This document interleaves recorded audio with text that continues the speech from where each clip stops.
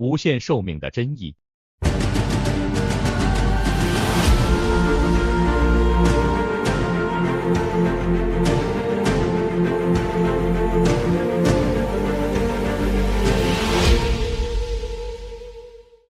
在一个晴朗的早晨，一位富翁迎来了他60岁的生日。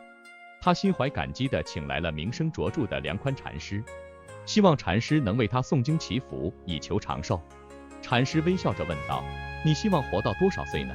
富翁深思了一会儿，谦虚地回答：“再多活20年吧。”禅师听后摇了摇头，说：“你现在已经60岁了，再加20年也不过80岁而已，这样的寿命还是太短暂了吧？”富翁惊讶地问道：“那么，难道可以再多一点吗？那就100岁吧。”梁宽禅师依然保持着微笑，温和地说：“100岁也只是多了40年，这段时间很快就会过去的。”富翁感到有些迷惑，进一步询问：“那么，可以求到120岁吗？”禅师回答道：“120岁，也只不过是再多60年，你已经有60岁了，再多60年也没有什么特别的。”富翁更加困惑，问道：“那该怎么办呢？”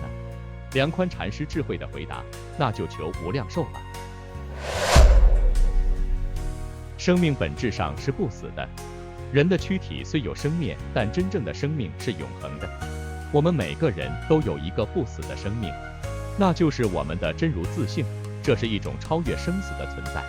平时我们经常听到祝福语：“祝你长命100岁。”甚至有人说：“愿你活到120岁。”然而，活到120岁真的如我们所想的那样美好吗？如果活到120岁，会面临很多现实的困境，例如，你100岁的儿子可能先你而去，80岁的孙子也可能离世。这种情况下，所谓白发人送黑发人，那种痛苦和孤独难以言表。即使活到了这个年纪，身体也可能变得衰弱，吃不动，走不动，看不清，听不清，生活质量大打折扣。这样的长寿又有何乐趣可言呢？生命的无限期，有人说人生70古来稀，也有人说人生70才开始。实际上，生命没有古来稀，也没有刚开始，生命是无始无终的。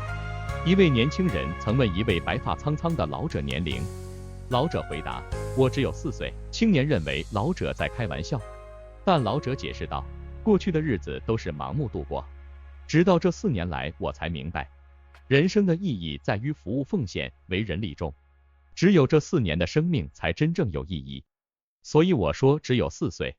人的生命并不仅限于此生此世，这一期过了，还有下一期，甚至有无限期的生命。正如花果枯萎了，只要留下种子，就会有第2期、第3期，乃至无量无限期的生命。人的躯体是有为法，有生有灭，但生命、心灵是无为法，可以无量寿。无量寿是阿弥陀佛的名号，阿弥陀佛不仅代表无量寿，还象征无量光。无量寿超越了时间的限制，无量光则超越了空间的界限。如果我们能将我们的精神、智慧、贡献流入到无限的时空中，我们也就达到了无量寿的境界。富翁在听完梁宽禅师的讲述后，深深体会到了生命的真正价值与意义。他不再拘泥于具体的岁数，而是追求一种更高层次的生命，那种超越时间和空间的无限生命。这种生命的追求让他感到心灵的平静与充实。要实现无量寿，我们需要在日常生活中实践这种理念。首先，我们应该关注当下，每一天都要活得充实有意义。其次，我们要将自己的智慧和爱心传递给他人，让这些精神财富得以延续和发展。最后，我们应该保持对未知的探索精神，勇于挑战自我，不断追求进步。在这个过程中，我们不仅提升了自己的生命质量，也为他人带来了希望和光明。这样，我们的生命就不再局限于有限的岁月，而是成为一种永恒的存在。结语：梁宽禅师的智慧启迪了我们对生命的深层思考。真正的长寿不在于具体的岁数，而在于生命的质量和内涵。我们每个人都应该追求一种无限的生命，这种生命超越了时间和空间的限制，充满了爱与智慧。只有这样，我们才能真正体会到生命的珍贵与美好。在这个追求无量寿的过程中，我们每个人都可以成为自己生命的主人，创造出无限的价值和意义。让我们一起努力，共同追求这种无限的生命，享受每一天的美好，实现人生的真正价值。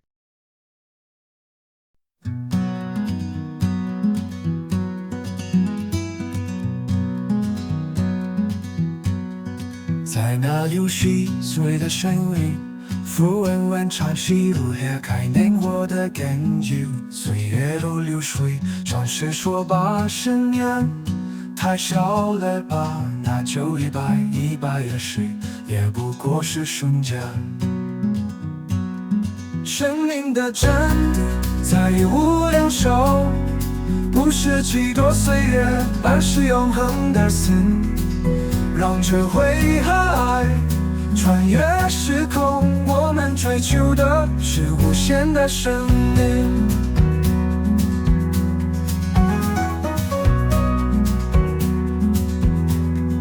有人祝你长命百岁，可是何等孤单，仅有一一离去。白发送黑发，其实不归来死。生命无终始，活着有意义，才算真正活过。生命的真在于无量寿，不是几多岁月，而是永恒的死。让这回和爱穿越时空，我们追求的是无限的生命。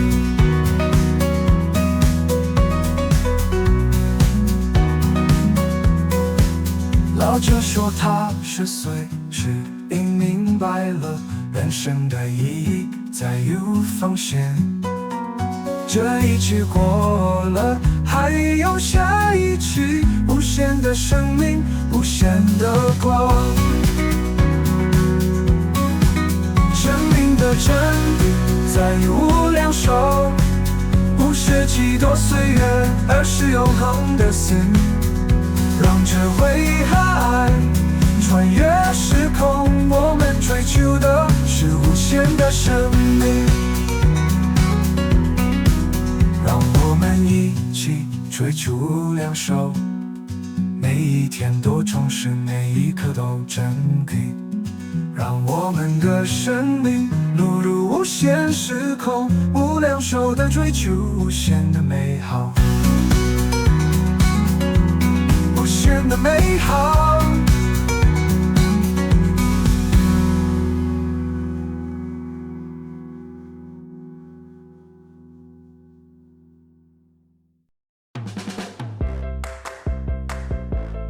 非常感谢您的观赏，喜欢我们的影片，欢迎开启好运4重奏，点赞、分享、订阅以及开启提醒小铃铛。感谢您的观赏，我们下次再见喽。